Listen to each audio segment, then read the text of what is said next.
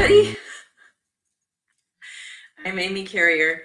I'm on my phone talking to someone, my assistant, because let's see, it's 8 minutes after 1 o'clock and we've had technical difficulties for the last 8 or 9 or 10 minutes.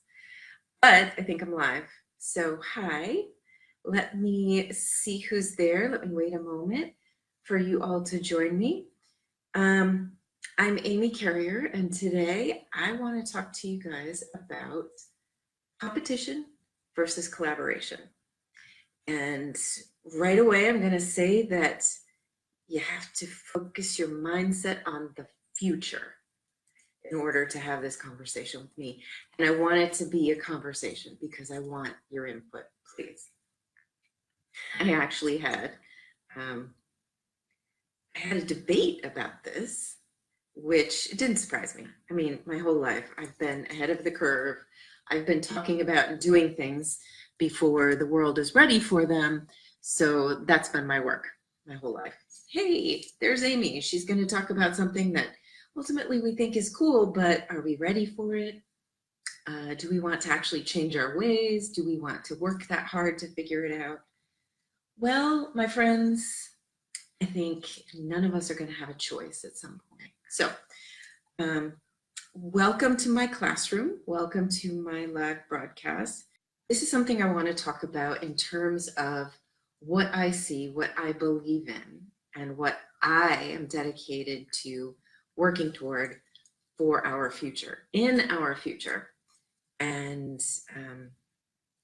it's all part of what I want to teach. So I'm teaching it here in the classroom. I want to give you a little bit of background. I really struggled with having this conversation, with doing this lesson, because I'm not sure people are ready for it. I think people might just feel the need to kind of debate or disagree or argue. And here's the thing. You can do all of those things. I probably am not going to debate or argue back with you. I definitely want to hear where you're coming from so I can understand your thinking, so I can understand how to communicate better as an educator.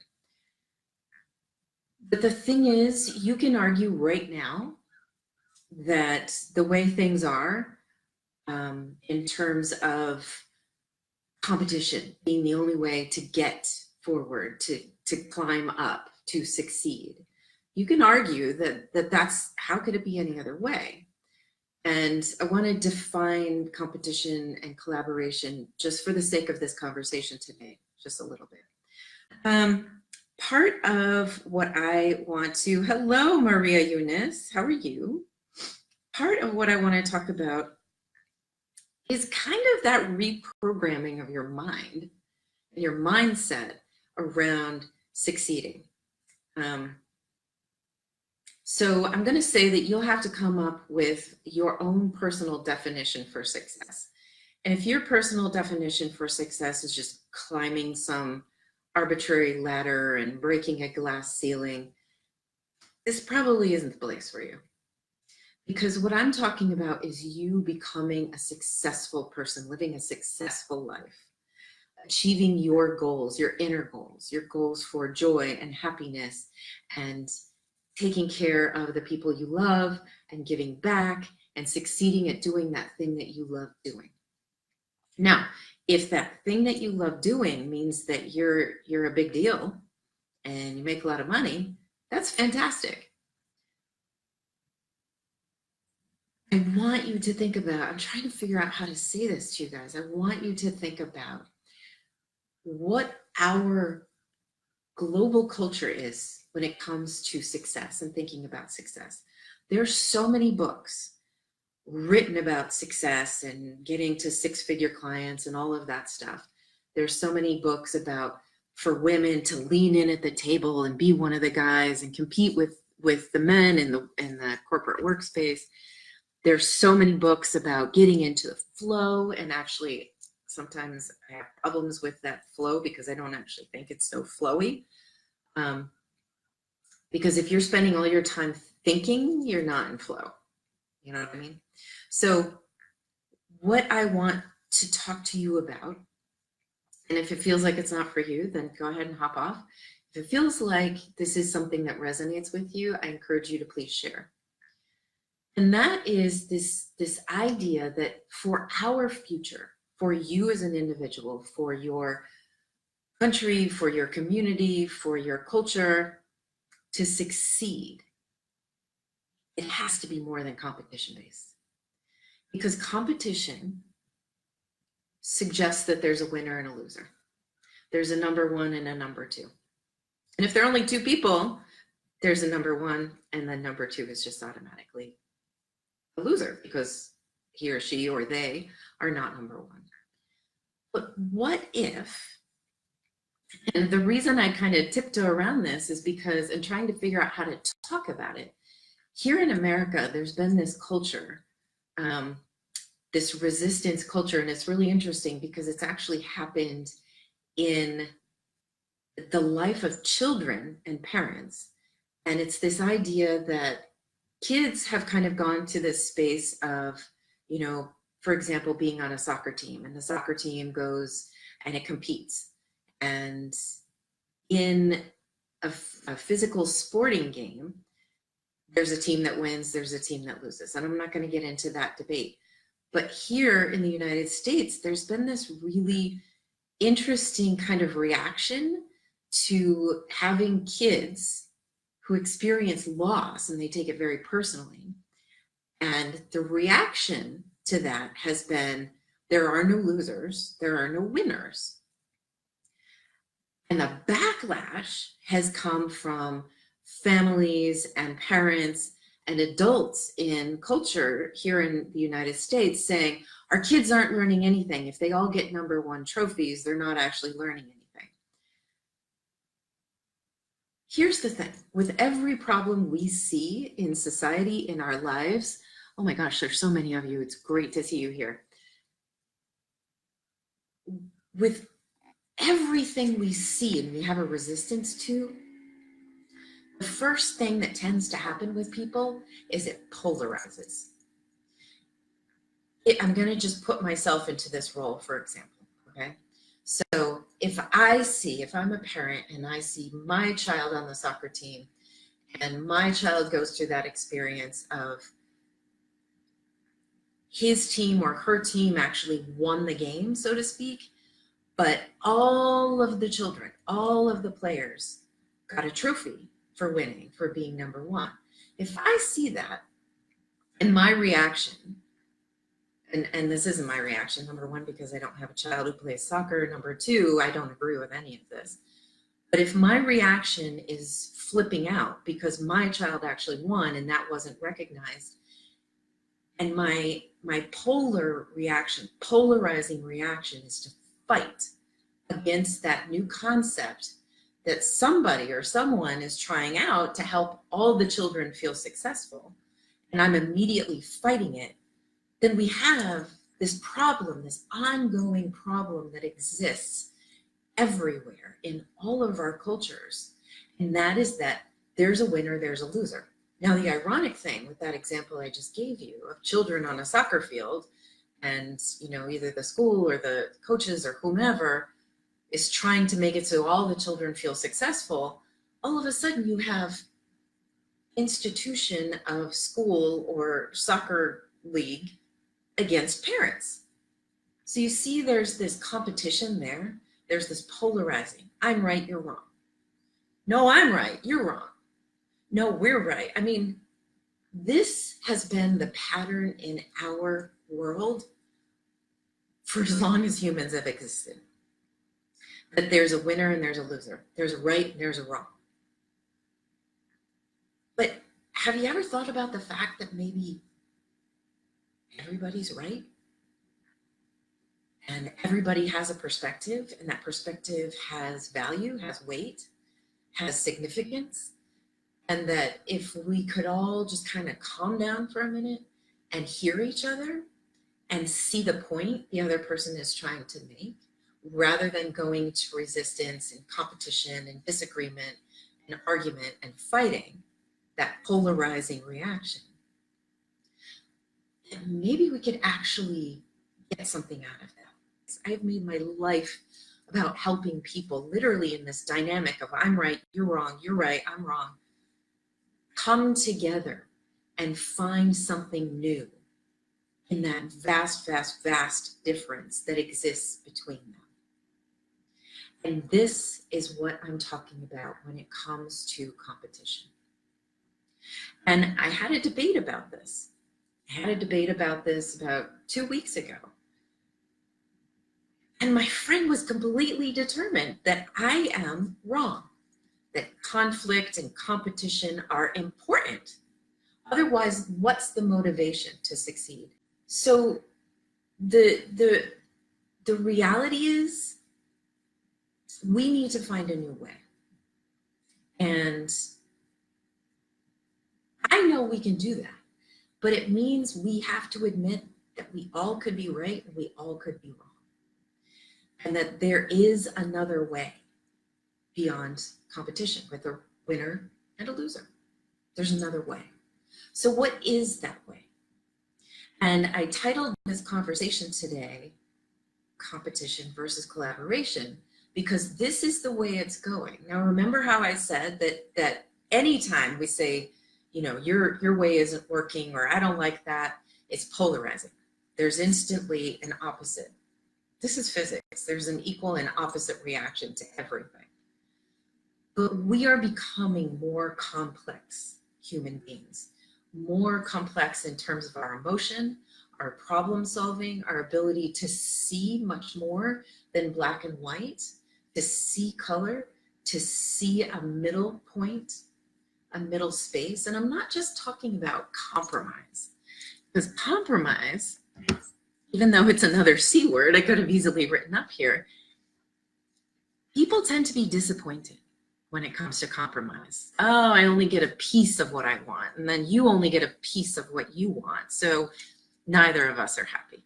So what if both of us, or all of us, could come together and figure out a new way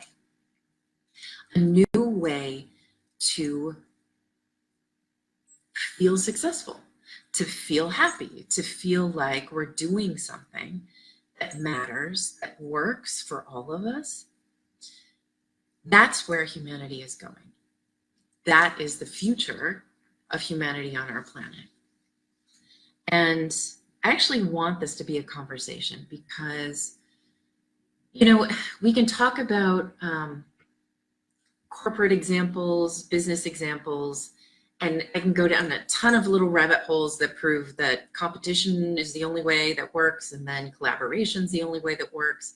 And then there are ways that collaboration works within larger, like in an industry, for example, but then that collaboration, if it's just one large company acquiring another large company to become a bigger company, to become a monopoly, to win out,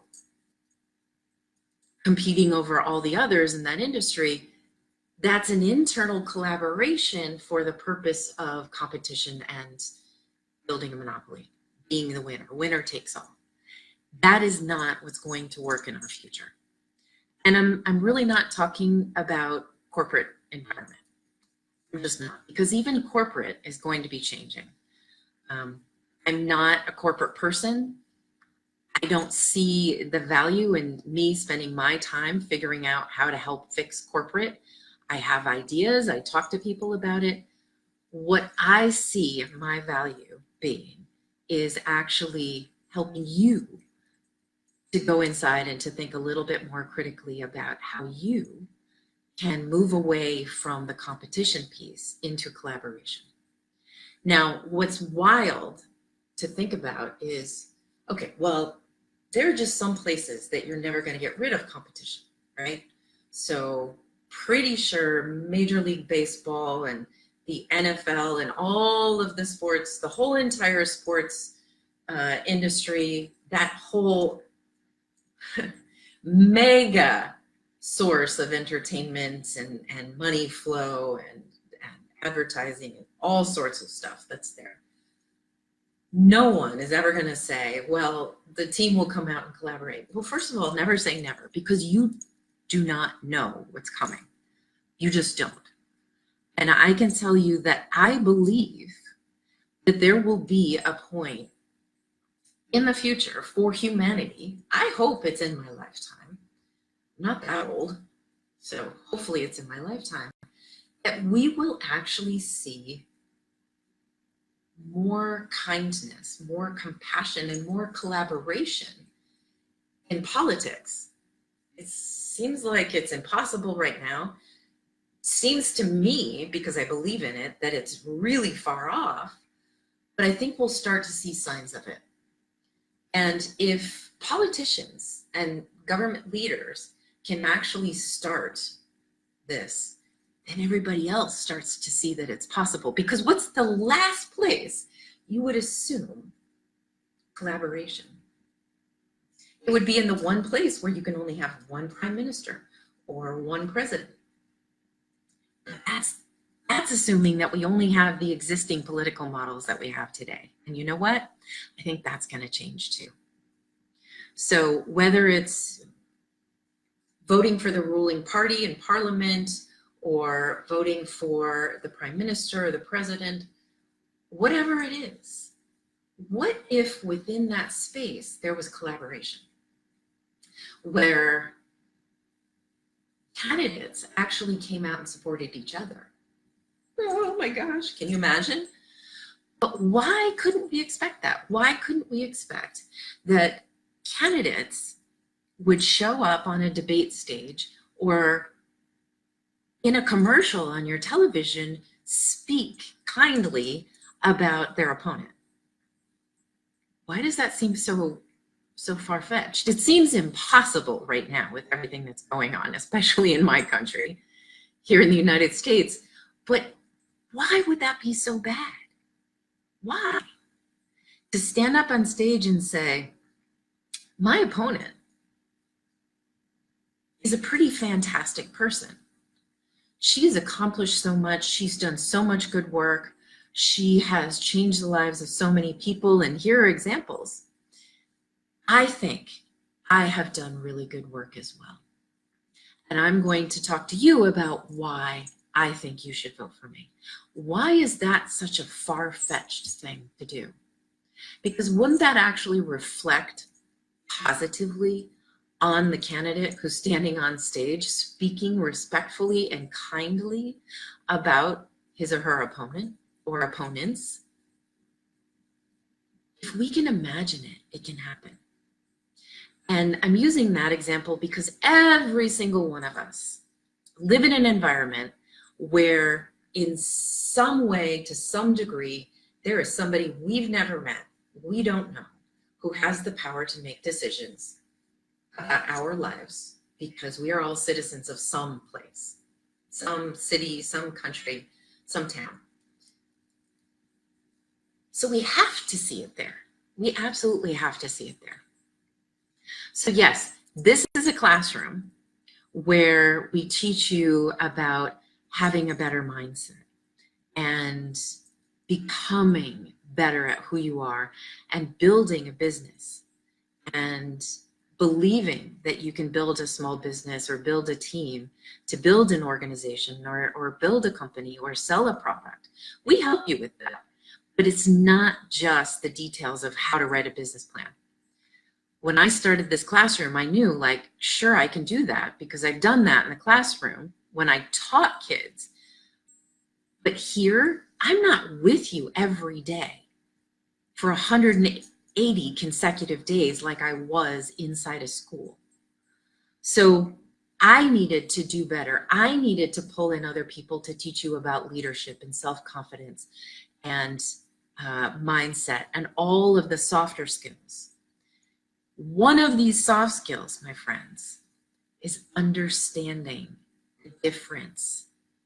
Not just competition versus collaboration, not just that difference, but what are those? And how does that meld? How does that become something new or different in the future? I don't have a clear answer. I just have examples and things that I think that we all need to be working on. There's no bottom line. I can't tell you to go out and collaborate and not compete with people. I want to tell you to go out and think and reflect on your experiences with all of these things. Part of why I'm raising this is because our collective human consciousness is elevating. People are waking up. They're becoming aware of things they weren't aware of maybe last year or 5 years or 10 years ago. People are becoming conscious. They're becoming more compassionate. They're starting to see the suffering and the pain of others and starting to tune into that and say, I can't ignore that. And if that person's suffering, Martin Luther King said, injustice anywhere is injustice everywhere. Meaning if anyone is suffering, we are all suffering. And it's completely true. So once you get to that point with your own personal consciousness that you're awake enough to understand that and feel it, have that level of empathy and compassion for someone, even someone you don't know, then you start to think more about this idea of, if I just live my life in a way that other people lose, I'm actually losing. I'm losing. Because that's just perpetuating this mindset that somebody or everybody or almost everybody on this planet has to lose. That's the problem with most societies right now when it comes to individual rights, when it comes to monetary systems. There are a few people at the top who have a bloated wealth, a massive percentage of the money. This is across the world, people. And then there's a tiny bit of money for all the people at the bottom. That system doesn't work. And that is based on the old competition. There's this belief, and there are so many sayings in my country, pull yourself up by the bootstraps. Well, you know what? There are some amazing people who've pulled themselves up by the bootstraps, but still haven't won whatever winning is for one reason or another. There are things that happen to people outside of their circumstances. And people are complex. People, individuals, are multifaceted, multidimensional, deep, emotional, complex systems. If I had a twin sister, if I had an identical twin sister, and we both grew up with the same pain and suffering and trauma in childhood, we still aren't going to have the same adulthood. We are individuals. We have individual consciousness. And what's starting to happen is that people are starting to understand, you know, that person's suffering doesn't necessarily mean that they haven't tried. Don't get me wrong, there are people who are so far off track in their own personal lives that they are only putting themselves first. And if you look back far enough in their lives, it's usually because they were hurt at a very young age. It's not an excuse, but that's where the suffering and the competition and the taking and the winning and the hurting people comes from. Hurt people hurt people. And if we continue to say competition's the only way it's going to work, we just let more hurt people, and then we have thousands and thousands of more years of war. How many times have you heard, I mean, especially in America, we're fighting a war for peace? In what reality does that make sense to fight a war for peace? It just doesn't. War begets suffering, which begets anger, which begets more war. War is a cycle that perpetuates, and I'm not even going to go into the corrupt people and companies that are on the other side of wars, but suffering is war within. People who are suffering within, who have not learned how to take care of themselves, how to manage their suffering, their pain, their anger, they cause suffering in others. And between two people, if they're causing suffering in each other, it's the same as war. And that just perpetuates the mindset of, you're causing me pain, so I have to keep competing with you. I have to keep winning over you. And that's the only way I succeed. So I have to win over this person. And I have to compete in this situation. It's just a cycle that we have to choose to end. And we're strong enough. We're smart enough. Ultimately, this is, to me, this is the ultimate aha moment of life. This is the ultimate lesson of life. This is the story of the Buddha. If you know anything about the Buddha's story, going from Siddhartha to becoming the Buddha, that is a journey of suffering to see what that suffering means for the individual. And an understanding that the only suffering that exists is the suffering in the mind.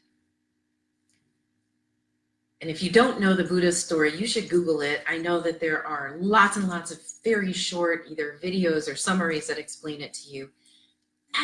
That's our collective human journey to ascension, to awakening and understanding that any suffering we're causing in other people is just suffering inside ourselves. So all of these people that you see on your television causing suffering around the world, they're suffering inside. And their suffering has caused them to feel like the only way they can feel strong is to cause suffering for other people. So Saad, what you just said triggered that thought, and I thank you for that. Malang Baba says, I'm 32 years old, but I have high blood pressure, like 160/120. My friend, you need to meditate. You need to go read on Siddhartha's journey to become the Buddha. Follow in his footsteps. Take that journey. I think you will be surprised at how much you can help yourself lower that blood pressure. So let's see. Lisetta says, being competitive has most of the time to do with trauma. So she just said what I said, translated into physical issues. Instead of embracing and listening to our body, we are angry and want to be right. Yeah, Lisetta, absolutely. And, a few weeks ago, I came out and I did a video and I talked on my personal page about my trauma and my physical illness, which was caused by a great deal of trauma in my childhood. And unfortunately, childhood trauma can lead to disease in adults. And that's been my journey. And then figuring out, how can I heal myself from that trauma? And it's so important to understand that trauma causes suffering, and people who are very hurt, who can't take care of themselves, who can't see what they're doing, they hurt other people. Hurt people hurt people. It's a phrase, well-known phrase for a reason. So this is why I think what Layla does with her company, with the kids, is so important, because she has those kids in her office using the same technology, the same equipment as these adults who are working their day jobs and building their software and building their products. They're in there being respected and honored.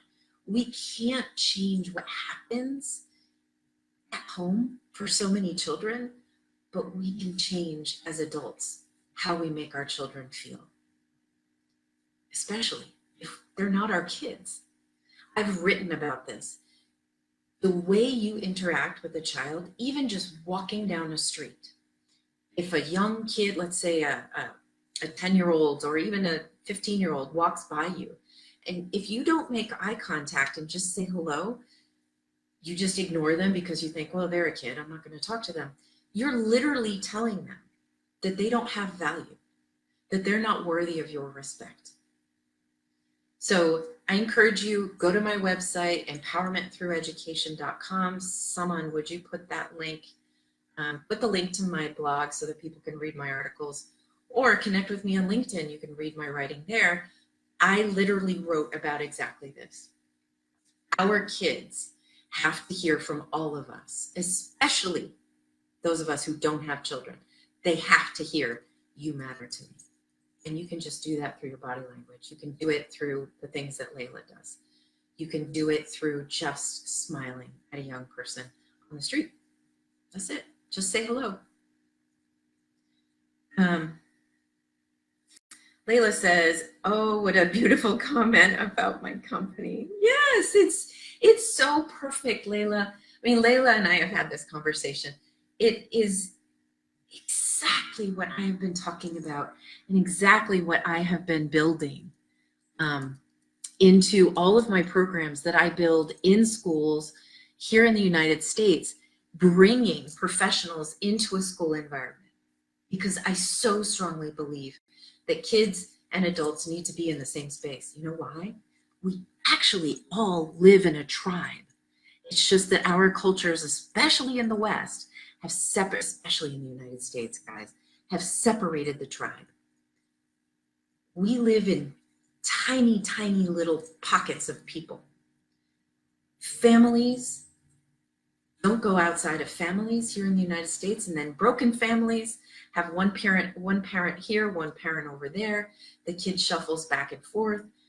Tribes, the happiest people on the planet, live in tribes, live in communities. Grandparents, grandchildren, aunts, uncles, cousins, they all live in the same community. And I know I'm talking to some of you who live that way right now. But in the West, which is perceived as we've got it all figured out, we've achieved, we've got the American dream. No, I don't have the American dream. I want to live with kids and aunts and uncles and cousins. That's what I would prefer to do. I haven't figured out a way to do it yet. So Layla is saying we need to do something together in the USA. People want innovation so much, and the answer to innovation is really rooted in our most delicate feelings as humans. Yes, yes, yes, yes, yes, yes. This is why what Lisetta is doing is so important, because she's helping you to get in here. You know, there's this phrase that I heard once, the longest journey is that from the mind to the heart. It's like what, 12 inches from here to here, but it's the longest journey. Because our cultures, our societies have taught us for so long that everything is up here. Even that, pull yourself up by the bootstraps, figure out a strategy, set your goals, succeed, succeed, succeed, figure out, make sure nobody else gets more than you. That's all up here. And I'm telling you, whether you agree with me or not right now, that is, the future is in here. It is in the collaboration space. It is in the compassion space. It is in the caring space.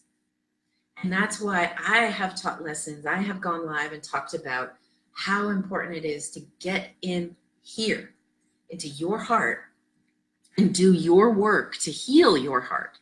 And the thing is, you're not going to get to the point where you're just suddenly healed. Maybe you can. That's your life journey, right? That's the Buddha's journey to enlightenment. But you have to help yourself move beyond it and get strong enough to help others do the same. That's why we're all here. We are all just walking each other home. That is one of my favorite phrases. Every single one of us humans, we are just here walking each other home. We come in, we're born into a family. That family sets up the lessons we need to learn and we will work out for the rest of our lives. We grow up, we go through stuff, we suffer, we have some good experiences, we meet some people we love, we meet some people who hurt us, we meet more people, we learn lessons, we become wiser, and then we start to take care of other people and walk each other home. Because life is so much shorter than any of us realize. It really, truly is. So the reason you're here is to help, to walk somebody home. And I'm here to walk you guys home as well. Saad says, oh my gosh, you so many comments. It's amazing. No, let me go to Malang. Collaboration is about so much more than a tool for achieving business goals or personal dreams. Collaboration is about compassion, love, support, kindness, and the power that we gain when we share with each other and lean on each other. Yeah, that's beautiful, Malang. Saad says, I think a peaceful mind and peaceful heart is how you have great success in everything. Lisetta says, when your body gives you signs, as I call them wake-up calls, it's better for you to listen to them. Again, the change begins from the inside out. Learn from your own trauma, and that will give you inner freedom, a new space where you can find support from the people around you. Do you see? This is why everyone should watch Lisetta's live lessons, because she understands it. She has experienced her own trauma, such deep trauma.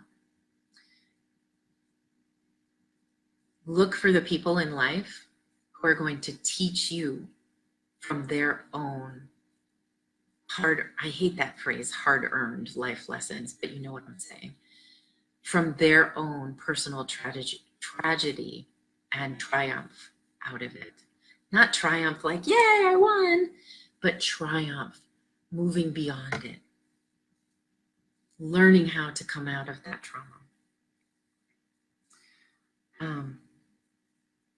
This is wonderful. You guys are incredible. Thank you so much to those of you who have been here. I love doing this. I've missed doing this because I was pretty sick for a while and I had some things going on. But I want to thank you all for being here. I am still going to be broadcasting on Mondays at 1 p.m. New York time. So make sure you use a time converter to figure out when that is in your part of the world.